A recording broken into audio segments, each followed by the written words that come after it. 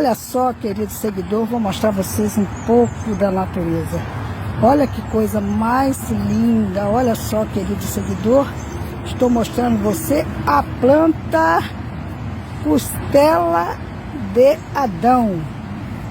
Olha só que coisa linda, meu querido seguidor. A você que me segue, a você que curte meus vídeos, a você que compartilha, muito obrigada.